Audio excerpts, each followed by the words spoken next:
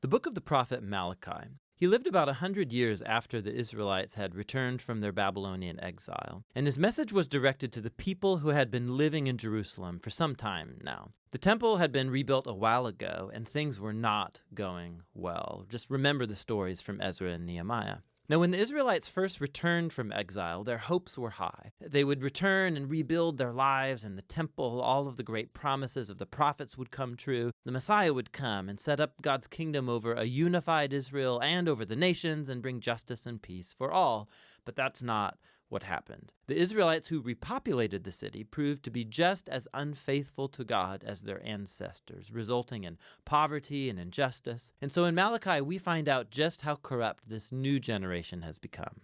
The book's designed as a series of disputes, and most sections begin with God saying something, making a claim or an accusation, and then Israel will disagree or question God's statement. And then God will respond and offer the last word. This happens 6 times. In the first 3 disputes, God exposes Israel's corruption, and in the final 3 disputes, he confronts their corruption. And the overall impression you get from these arguments and disputes is that the exile fundamentally didn't change anything in the people. Israel's hearts are as hard as ever. The first dispute starts when God says that he still loves his covenant people despite their failures. And Israel rudely objects, saying, "How have you shown us any love?" And so God reminds them of how he graciously chose the family of Jacob, their ancestor, to become the carrier of God's covenant promises, instead of Esau, his brother, and the family that came from him, who eventually came to ruin. Remember the stories from Genesis and the book of Obadiah. And so right from this first dispute, Israel is exposed as suspicious,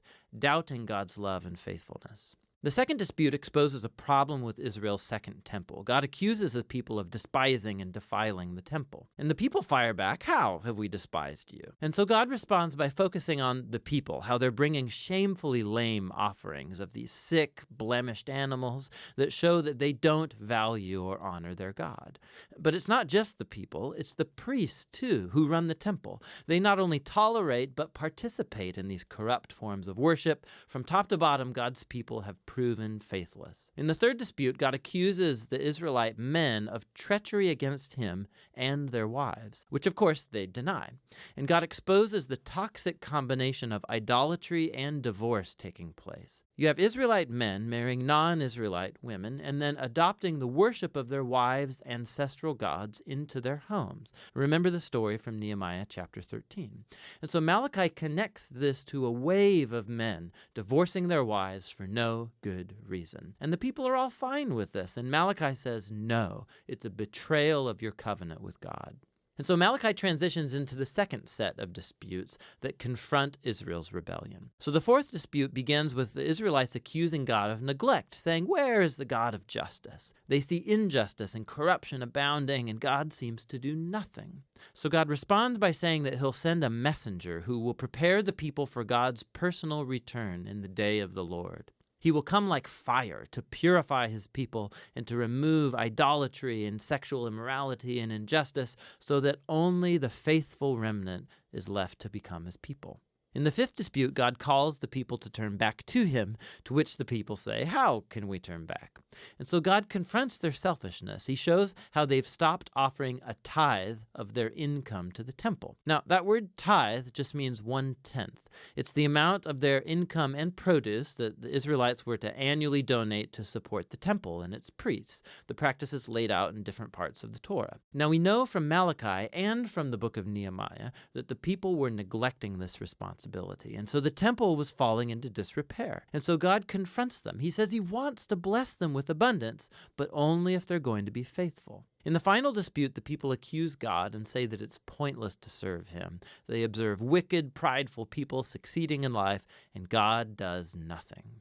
And God's response, for the first time in the book, is not a speech, but rather a short story about the faithful remnant in Israel, people who fear the Lord, and they love to get together and talk about how to honor God and serve him. And so God orders that a scroll of remembrance be written for these people so that they can read the scroll and remember God's character and promises. Malachi, he's reflecting here on the divine gift of the scriptures, how they point us to the past to remember what God has done in order to inspire faithfulness and hope for the future. which leads to the conclusion of the book. It picks up and develops the imagery of the fourth dispute about the coming day of the Lord, but it develops it further. God says that he's appointed a day of purifying judgment that will consume the wicked from among his people. But what the conclusion adds is the future of the faithful remnant, because for them, the day of the Lord is not a threat, it's a cause for joy. It'll be like the rays of the rising sun that bring healing and life and hope for the future. And so Malachi's disputes come to a close, but there's still a bit more to this book. The final 3 verses, they're not part of the disputes, and actually they function like a concluding appendix, bringing closure not just to Malachi, but to the whole collection of the Torah and the prophets. So first, the reader is called to remember the law, or the Torah, of my servant Moses. This recalls the story and the laws of the covenant that you find in the first 5 books of the Bible. But then we hear this summary of the books of the prophets. I will send the prophet Elijah before the day of the Lord, who will restore the hearts of God's people. So this conclusion, it summarizes the Torah and the prophets as a unified story that points to the future. Israel was redeemed by God, and then they betrayed him through their rebellion and hard hearts, breaking the laws of the Torah. But the scriptures anticipate a future day when God's going to send a new prophet, a Moses, a new Elijah, who will restore God's people and heal their hard hearts. Remember all of the promises from Deuteronomy and Jeremiah and Ezekiel.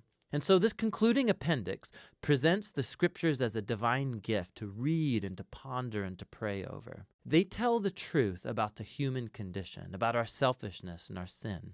But they also announce God's promise that one day he would send a messenger and then show up personally to confront evil, to restore his people and bring his healing justice. And it's that future hope that Malachi and the Torah and all of the prophets are about.